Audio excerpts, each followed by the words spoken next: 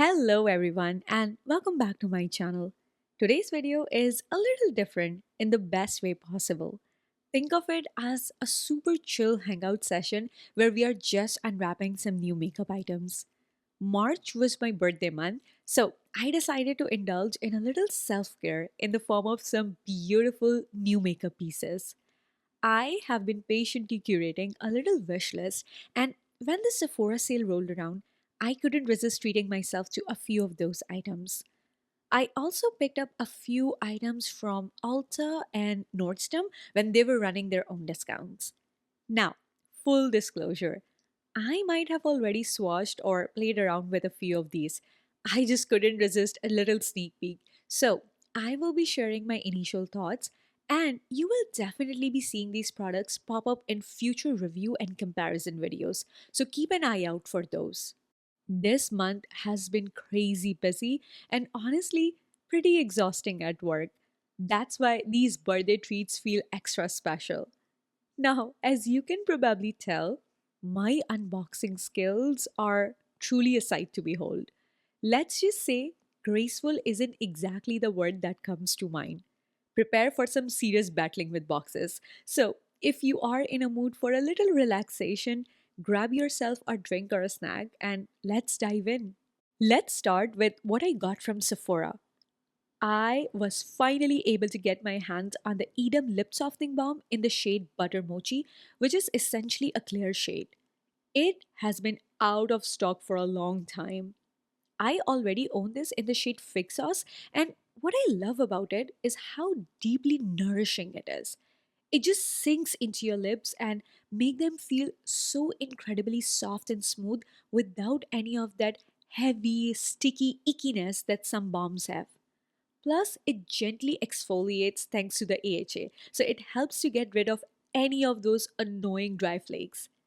I specifically wanted to get the clear shade Butter Mochi so I can incorporate it in my evening skincare routine.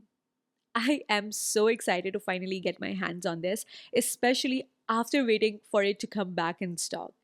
Of course, the Sephora sale made it even sweeter. Next, I also grabbed another shade of the Sarah Creal Serum Lip Balm. This one is called Energetic, and it's this beautiful sheer pink. I already own this lip balm in the shade Thriving, which is a sheer cool beige. And lately, I have been absolutely loving those soft, nudie lip combos. There's just something so modern and elegant about them, and they never look overdone. These kinds of sheer, balmy shades are just perfect for achieving that chic nude lip look. Next is the YSL Loveshine Lip Oil Stick in the shade 205 Self Nude. It has been on my wish list since last year and I finally decided to give it a go. Now, this shade, Self Nude, is this really beautiful muted plum. It definitely leans a bit more on the rosy side, and just looking at it, I have a feeling that I am going to absolutely love this color. I am already a big fan of this lip oil stick formula. I own a few shades in the older gold packaging, and they're all just so lovely to wear. Now, I need to know if you guys agree with me on this, but personally, I love the gold packaging. I just think it looks so much more luxurious and classic than this new silver. Am I the only one who feels this way? Let me know in the comments what are your thoughts on the packaging. Okay, moving on to another Visel lip product that I was curious to try. This is their brand new lip oil gloss in the shade 44 Nude Lavalliere.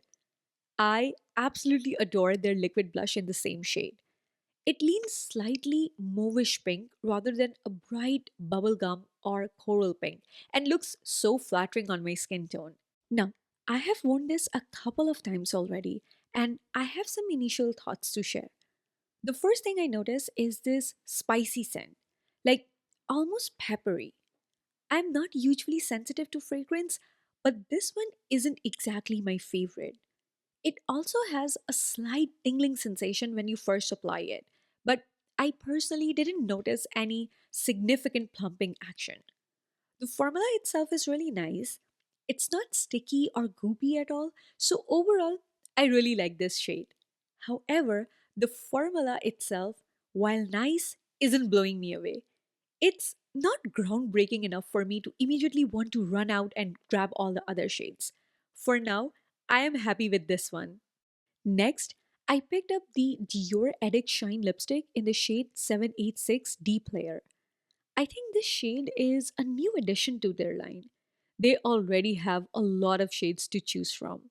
Now, if you guys are like me and you love a lipstick that feels incredibly comfortable on the lips, almost like a lip balm, but with the color payoff of a lipstick and a beautiful shine, then this formula is definitely one to check out. It truly feels like that perfect hybrid between a lipstick and a nourishing lip balm. If you guys thought we are done with lip products, you guys are mistaken. For such a long time, I have had a few Charlotte Tilbury lipsticks on my wish list, and I finally said, you know what? It's my birthday time. So I went ahead and treated myself to all the four shades I have been eyeing from her iconic Matte Revolution lipstick line. First up, we have the shade Super Fabulous, which is described as a nude rosewood. And you know what? They're not wrong about the rosewood. There's definitely that lovely rosy undertone, but on my lips, this pulls a little more brown than I initially expected. And honestly, I like it. It has this beautiful depth and warmth from the brown that just defines my lips so well. I can totally skip the lip liner with this one. It's perfection. Next, I got the Pillow Talk Medium. This is described as a warm berry pink, and I think they're spot on. It's like the classic Pillow Talk, but with a gorgeous warmth and a really beautiful berry undertone. It has so much more warmth than the original, which I find makes it so easy to wear on my skin tone. And that berry flush just brightens up my whole complexion. I love this one too. Then we have Wedding Bells. I haven't actually worn this one out yet, but as you can see, it's a lot brighter than the other two, almost like a pretty coral pink. I am excited to give this a proper try soon and see how this looks on my lips. And last but not least is the Mrs. Kisses. This one looks like such a beautiful peachy pink. It still has a bit of a vibrancy to it, but I have a feeling I'm going to really enjoy how wearable this looks. Yeah, I think this is just the beginning of my Charlotte Tilbury lipsticks collection. These four are absolutely stunning. My all time favorite from her line is still M.I.KISS, and I also have 90s Pink in her Satin Kiss formula, which is a bit more shiny. But yeah, I definitely see more Charlotte Tilbury lipsticks in my future. So now it's your turn. What is your favorite Charlotte Tilbury lipstick shade? And if you have any must have recommendations for me, please let me know in the comments below. All right, and the very last lip product I picked up from Sephora is the Iris and Romeo SPF 30 lip balm. My favorite SPF lip product is the one from Tatcha that you have heard me rave about because it has absolutely no sunscreen smell or taste and lasts forever on the lips. So I was really curious to see how this one compared. I have only worn the Iris and Romeo balm once so far, and my first impression is that I can detect a bit of that classic sunscreen scent in the initial few seconds after applying it. It feels more like a lip gloss than a lip balm, which isn't bad. It's quite glossy and feels moisturizing on the lips, which I do appreciate. However, as with most lip glosses I've tried, I did notice that this wears off pretty quickly. I would say around 2 to 3 hours mark, but I do really like this shade and the sunscreen scent is bearable. So I will definitely continue to use this and give it a fair shot and keep you guys posted about my final thoughts. All right, moving right along from lips to cheeks. I picked up two of the matte cream blushes from Violet FR. If you guys remember from my new makeup purchase or past video, my experience with her lip products wasn't the best. However, these blushes just looked so promising and I had to give them a shot. What I really like right off the bat is that they don't seem to be insanely pigmented in the first swipe, which gives you more control during application. Always a plus in my book. The packaging also reminds me a lot of the Nude Sticks blushes, which I enjoy, so that's a good sign. I am particularly excited to try this bright coral pink shade. I have a feeling this is going to look stunning during the summer months.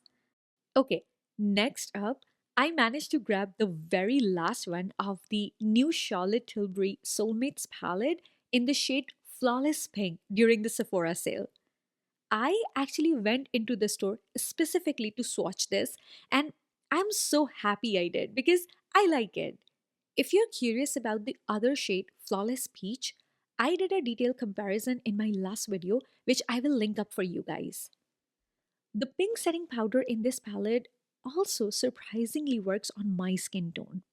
It's not a super bright pink at all, so it avoids that stark contrast I was initially concerned about. Instead, it gives this subtle brightening effect under my eyes, which is great. And the blush in this palette is this really pretty soft pink. It's not the most groundbreaking shade I own, but it's definitely functional and just so easy to wear. Honestly, I think both the Flawless Pink and the Flawless Peach palettes are incredibly functional for me. I know the blush shades might not be the most unique in my collection, but these are those perfect everyday colors that I can just throw on without thinking, and they always look good. Plus, I get the Charlotte Tilbury Airbrush Flawless Finish powder in here, which makes this palette so handy for travel. I know I'm going to get a lot of use out of it. Honestly, I'm a little puzzled as to why these are limited editions. Another blush I got is the Westman Atelier Baby Cheeks Blush Stick in the shade Bished. I know, this looks like a bold red, but hold on a second and let me show you how beautifully this shears out. See that? Isn't that just the most stunning wash of vibrant color? This red has cranberry undertones, which for me takes away any of that scary boldness but still gives my cheek this incredible pop of color. I am counting down the days until the weather warms up so I can wear this and get that naturally flushed look. Oh, and speaking of red blushes, I am thinking of compiling all of my favorite red blushes and showing them to you in a dedicated video. Let me know in the comments if that's something you would be interested in seeing. I also picked up another Westman Atelier product, their concealer in the shade M3. You guys might remember I already own this concealer in the shade T2. Unfortunately, even during the peak of summer, T2 ends up being a bit too dark for me. So I decided to grab M3, which is actually lighter than my current skin tone. My thought process here is twofold. First, I think this will work beautifully to really brighten up my under eye area. And second, as I inevitably get a bit more tan in the summer months, I can mix M3 with my T2 to create that perfect custom shade. I am not about to let any of this expensive product go to waste. And speaking of product, this is truly a fantastic heavy duty concealer for me. It provides a solid medium to full coverage, which is exactly what I need when my dark circles are looking particularly prominent, or when I have a major breakout or an annoying acne spot that needs some serious concealing. It really does the job. However, while I do really love this concealer, I still stand by my opinion that Westman Atelier could definitely improve her shade range. For such a high end product, having a more inclusive selection would be a huge plus. Next up, we have another blush. This is the Valentino blush, and if you guys remember my top 10 products to buy at Sephora video, you guys know this is my top recommendation. I even mentioned that I would be picking up another shade during the sale, and here it is, shade 8. This shade is a beautiful peachy pink with silver shimmer in it.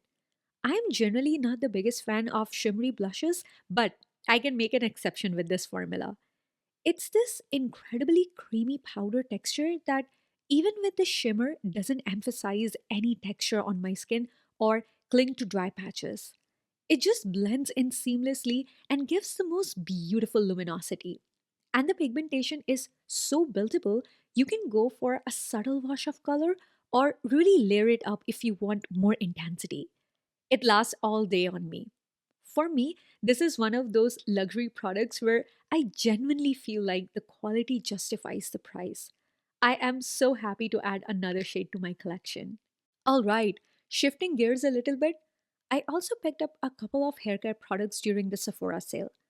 First up is an absolute staple in my routine, the Kérastase 8 Hours Magic Night Serum. I always get this during the Sephora sale, and I've been using this for the past 3 years, and I think it's worth it. It does such a fantastic job at keeping the ends of my hair looking healthy and smooth, especially because I heat style my hair quite a bit and also color it. Keeping it looking healthy can be a challenge, but this serum really works its magic overnight. And this next product is another repurchase for me. It's the Chris Appleton Color Wow Mini Mask. I have already started using it and it smells so fresh. I love anything that makes my hair look glossy and shiny. Because of this, I have tried so many hair glossing products over the years.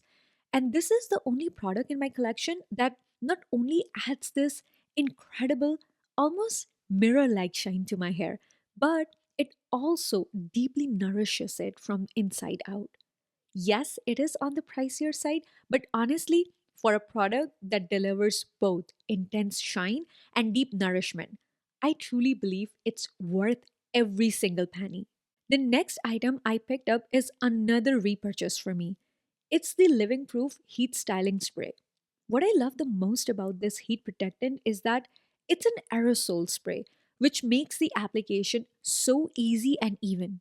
But the real selling point for me is that you can use it on both damp and dry hair. This is a lifesaver for those second or third day hair when I want to touch up my style with a curling iron or a straightener. I can just spritz it on my dry hair and it doesn't leave behind any of that nasty residue. No stickiness, no weird foam, no feeling like my hair is dirty. It just makes my hair so smooth and easy to style, and I know it's protected from the heat.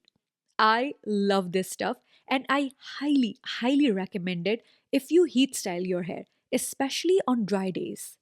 All right, and the very last haircare item I picked up from the Sephora sale is actually something completely new to my collection.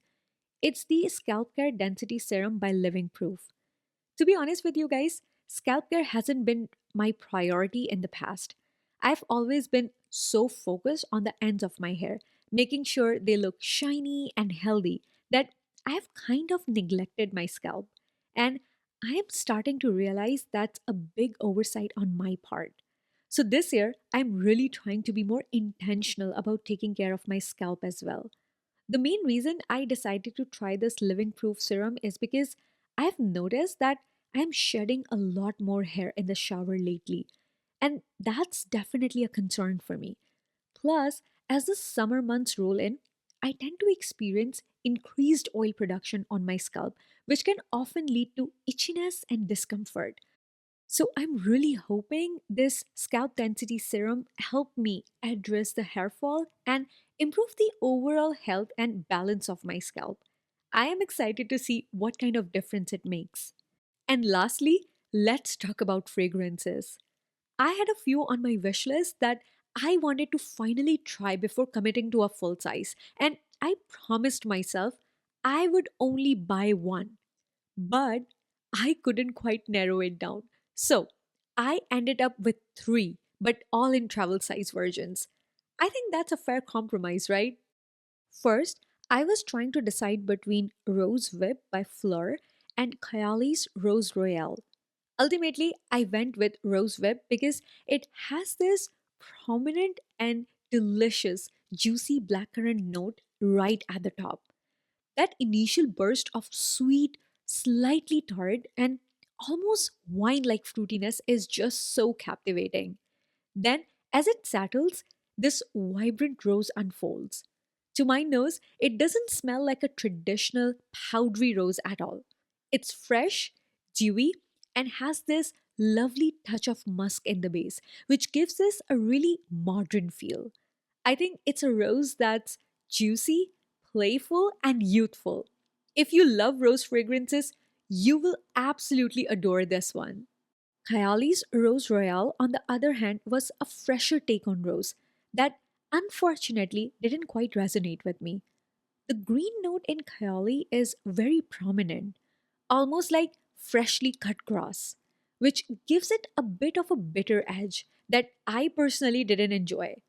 It doesn't have that warm, inviting, and romantic rose feel that I typically look for.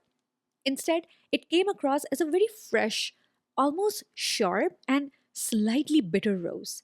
Ultimately, it wasn't my cup of tea, so I decided to pass on that. Next, I picked up the Sunkissed Goddess by Kilian. This is a pure tropical summer vacation in a bottle.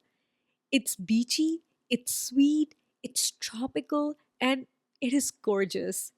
The magic of this scent lies in how incredibly well blended and balanced it is. When I spray it, I get this burst of creamy coconut, ylang ylang, and a hint of zesty neroli. I'm someone who doesn't enjoy coconut based fragrances, but the coconut here is done to absolute perfection. It's so seamlessly blended that you can barely tell the notes apart. So even if you don't like coconutty, tropical, sunscreen like perfumes, I think you will enjoy this. I am seriously obsessed with Killian right now.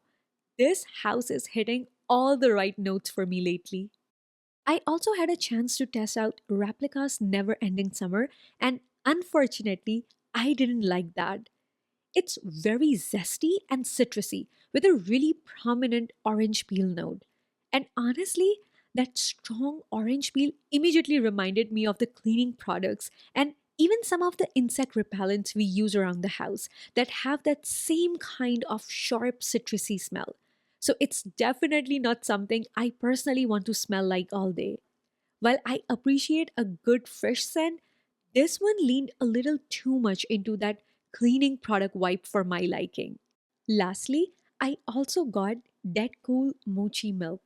I sampled this before and I knew I had to have it. This scent is pure comfort in a bottle. I literally cannot stop sniffing it. It is that good.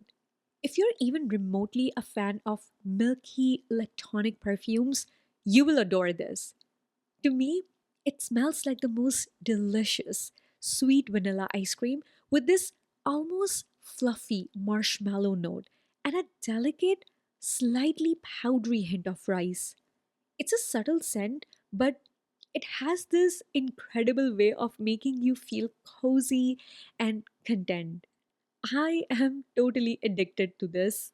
And that's about everything I got from Sephora.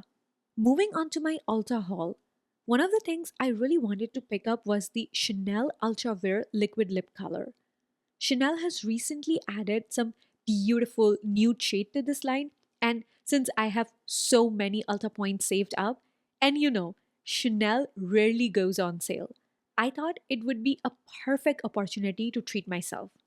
Plus, I ended up with so many amazing gifts with purchase.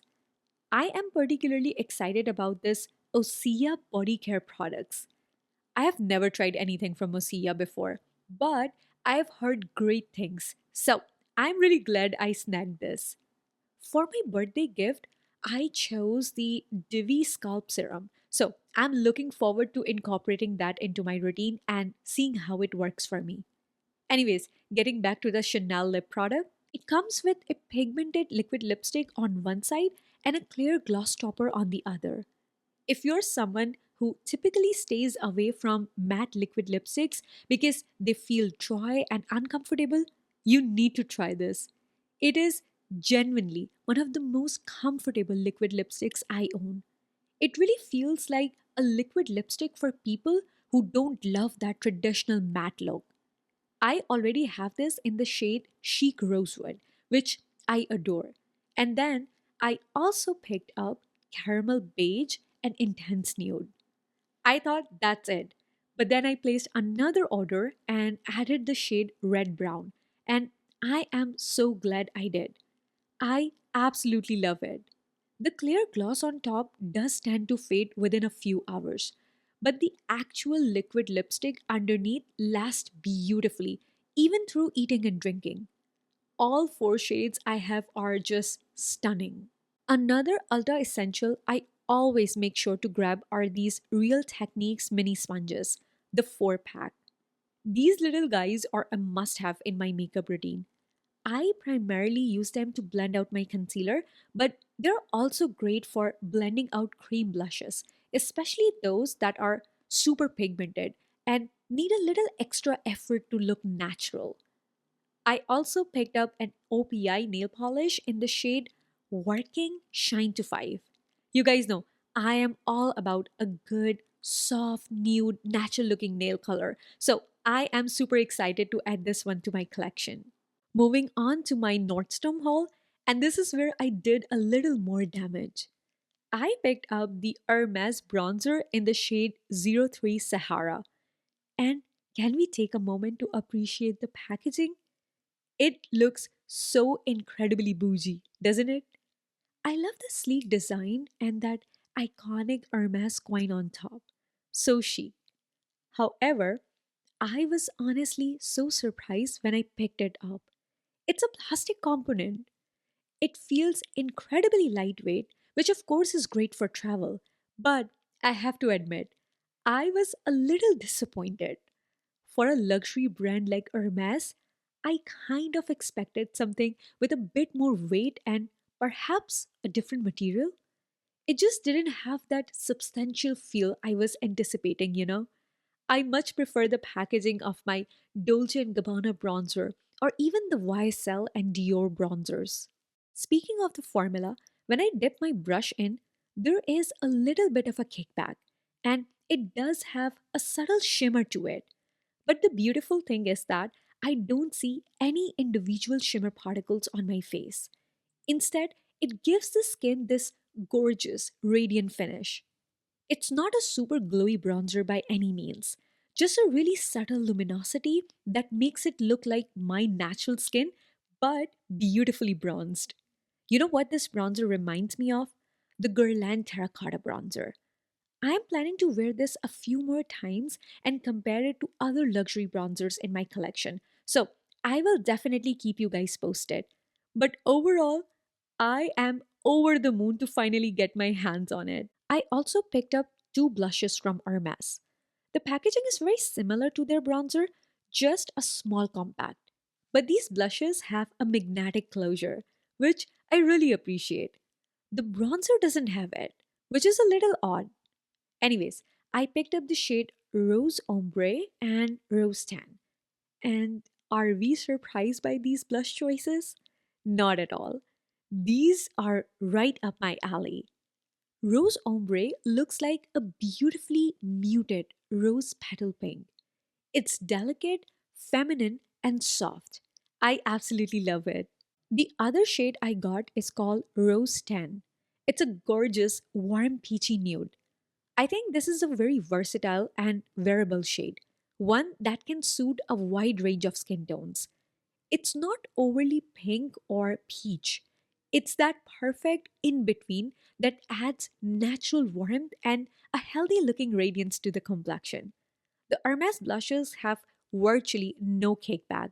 They're incredibly silky smooth and have a demi matte finish on the skin. I'm really enjoying them so far, but I definitely need to test them out a couple more times in different settings to form my final opinion. In fact, I was thinking of doing a powder blush roundup since there are so many new ones out on the market. I think it would be fun. What do you guys think? Is that something you would be interested in watching? Let me know in the comments below. Moving on to the last Hermes item I picked up. And this is exactly the kind of packaging I was expecting from them. Their silky lipstick shine. It looks so incredibly chic and has that satisfying heavy duty feel with that iconic Hermes coin on top and a secure magnetic closure. The formula reminds me a lot of the Dior Addict Shine lipstick, the Givenchy Shine Serum lipstick, or the Gucci Glow and Care lipstick. It's not over the top pigmented or super glossy. It's got a beautiful, subtle shine and a very comfortable feel on the lips. Just like the Givenchy lipstick, I've noticed very little transfer and it lasts surprisingly long time, around 5 to 6 hours. So, is it good? Yes, definitely. Is it $77 good? Hmm, that's where I'm a little less certain. I mean, let's be honest, we are definitely paying for the Hermes name here. Speaking of which, I have another question for you guys. Would you be interested in a showdown of all of these shiny, balmy satin lipsticks I have been showing you?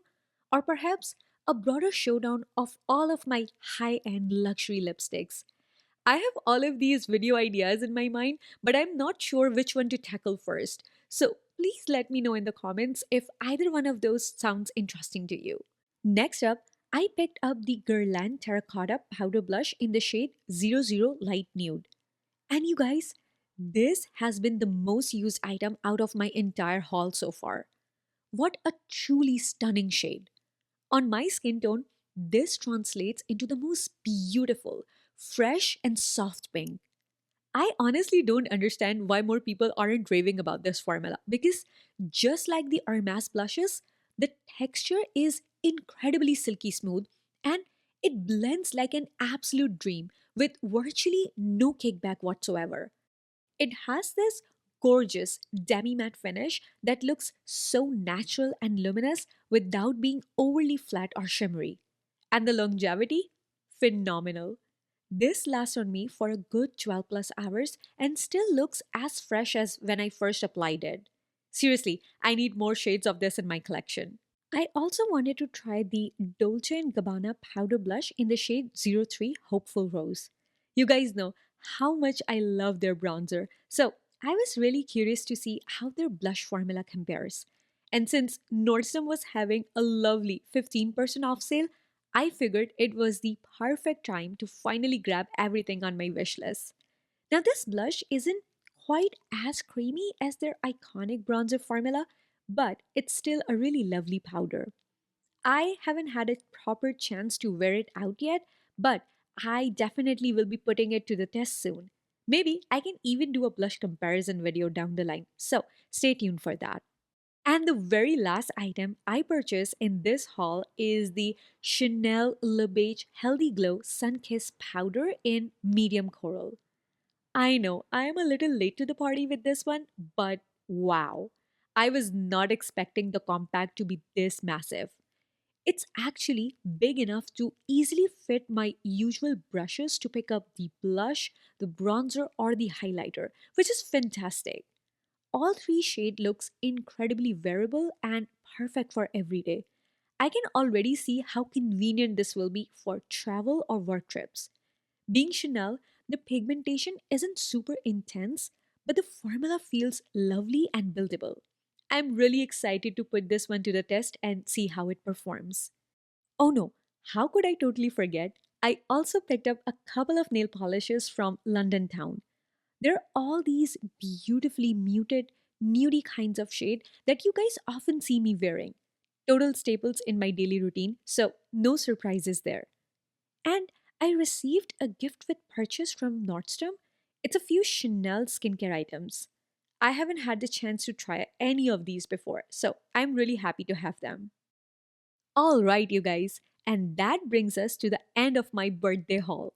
I really hope you enjoyed seeing all the new goodies I added to my collection. It definitely felt like a real treat for me.